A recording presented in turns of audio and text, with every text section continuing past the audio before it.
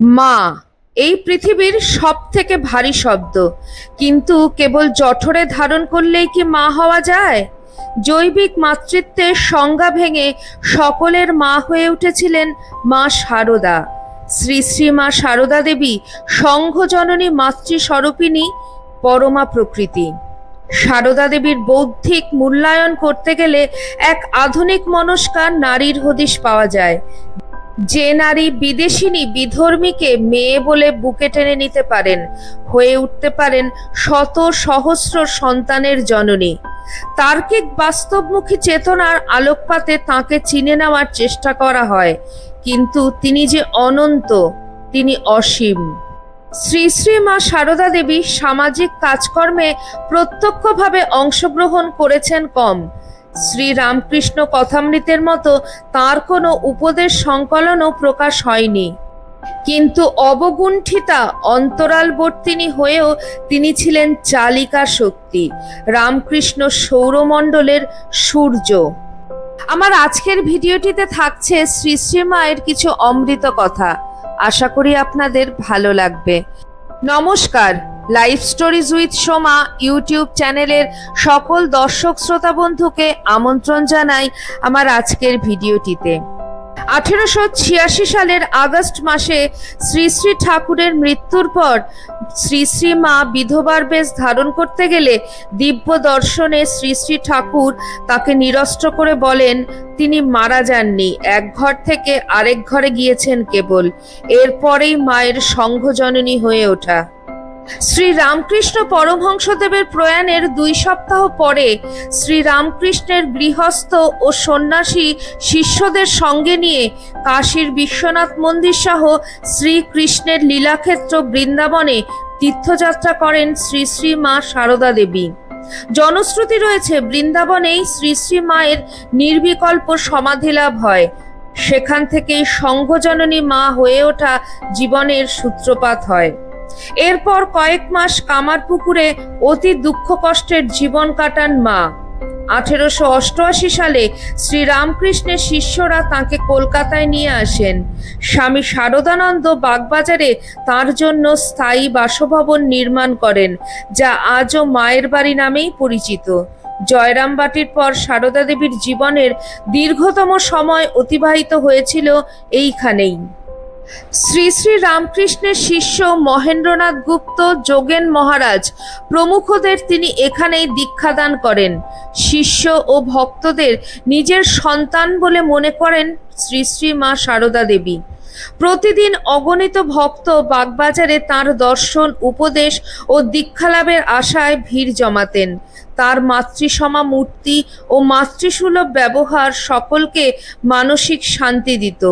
অপরদিকে মা শ্যামা সুন্দরী দেবীর মৃত্যুর পর বিধবা ভাতৃজায়া সুরবালা দেবী এবং তার রাধারানী বা রাধু নামক একগুঁয়ে এবং মানসিক বিকারগ্রস্ত সন্তানের ভার গ্রহণ করেন শারদা দেবী।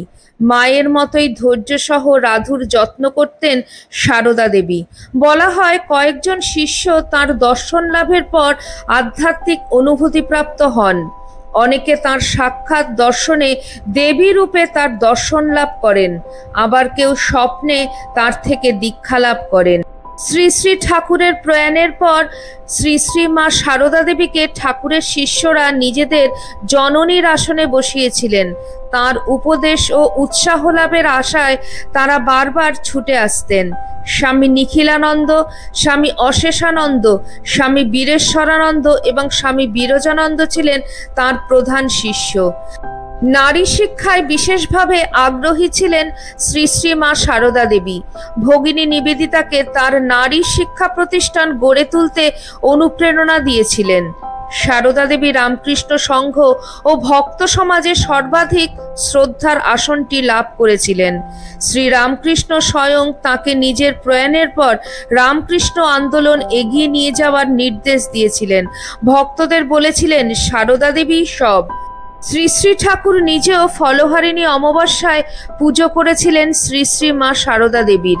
আদপে তিনিই ছিলেন সাক্ষাৎ জগদম্বা, যার স্বরূপ শ্রী শ্রী ঠাকুর উপলব্ধি করেছিলেন। 1919 সালের জানুয়ারি মাসে সারদা দেবী জয়রামবাটি যাত্রা করেন। 1 বছর সেখানে কাটান। এর মধ্যে অনেক কিছু হয়ে গিয়েছে। রামকৃষ্ণ মঠ ও মিশন তৈরি হয়েছে। বিশ্বজয় করে নরেন ফিরে গিয়েছেন রামকৃষ্ণ লোকে। তার মানসকন্যা নিবেদিতাও আর নেই। বেলুর যে মহিরুহ হবে তার প্রমাণ মিলেছে। মায়ের শরীরও ভাঙতে শুরু করলো। শেষ 3 মাসে তার শরীর ভেঙে পড়ে। 1920 সালে 27 ফেব্রুয়ারি অশক্ত অবস্থায় মাকে কলকাতায় নিয়ে আসা হলো।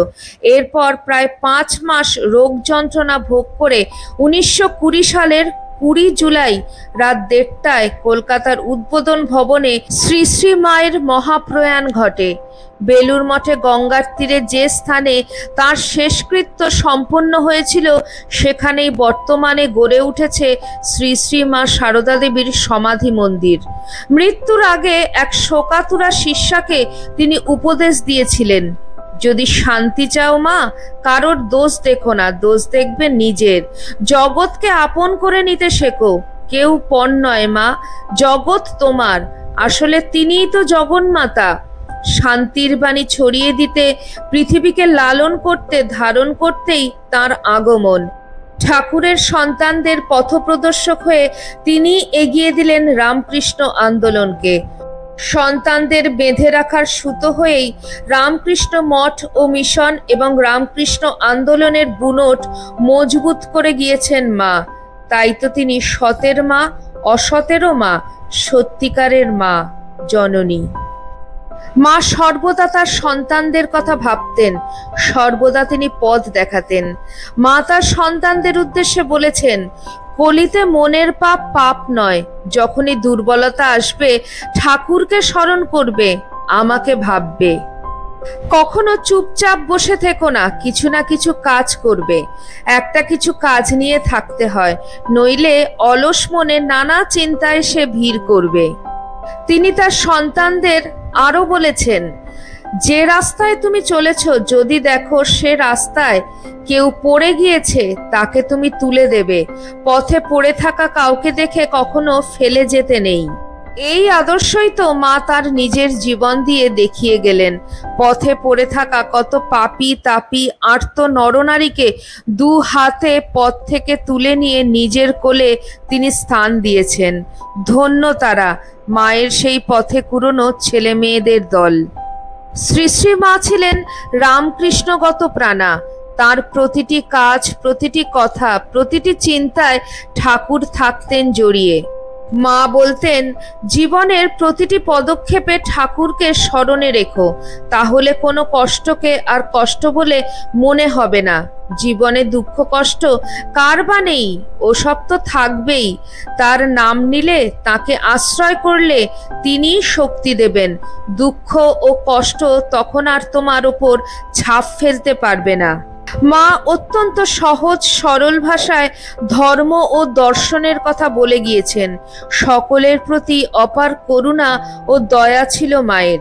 সবাইকে তিনি নিজের সন্তান রূপে জ্ঞান করতেন এবং অত্যন্ত সহজভাবে সন্তানের জীবনের কঠিন সমস্যার সমাধানের পথ দেখিয়ে গিয়েছেন। আপাত দৃষ্টিতে সাধারণ একজন গ্রাম্য মহিলা প্রথাগত শিক্ষা ছাড়া যেভাবে গভীর দর্শনের কথা বলে গিয়েছেন তা সত্যি বিস্ময়ের উদ্রেক করে। সহজ সরল ভাষায় ভগবত তত্ত্ব প্রচার করেছিলেন মা। জীবনে কোন পথে কিভাবে চলতে হবে তাও শিখিয়ে গিয়েছিলেন। সবাইকে সন্তান রূপে দেখার অসাধারণ ক্ষমতা ছিল মায়ের। সমাজ যাকে দূরে ঠেলে দিত, তাকেও আপন করে কাছে টেনে নিতে পারতেন মা। তিনি বলতেন, আমি সতেরো মা, অসতেরো মা, আমি সত্যিকারের মা, গুরুপত্নী নই, পাতানো মা নয়, কথার কথা মা নয়, সত্য জননী। আমার আজকের ভিডিওটি আমি এখানেই শেষ করছি। মায়ের অমৃত কথা আপনাদের কেমন লাগলো অবশ্যই কমেন্ট সেকশনে কমেন্ট করে জানাবেন। চ্যানেলের নতুন বন্ধুদের কাছে একান্ত অনুরোধ, চ্যানেলটি সাবস্ক্রাইব করে আমার পাশে থাকবেন। আর ভিডিওটি ভালো লাগলে নিজের লোকেদের কাছে শেয়ার করে দিন মায়ের অমৃত কথা। সবাই ভালো থাকুন, সুস্থ থাকুন। আবার খুব শিগগিরই দেখা হচ্ছে কোনো একটি নতুন ভিডিওতে। জয় ঠাকুর, জয় মা, জয় স্বামীজি।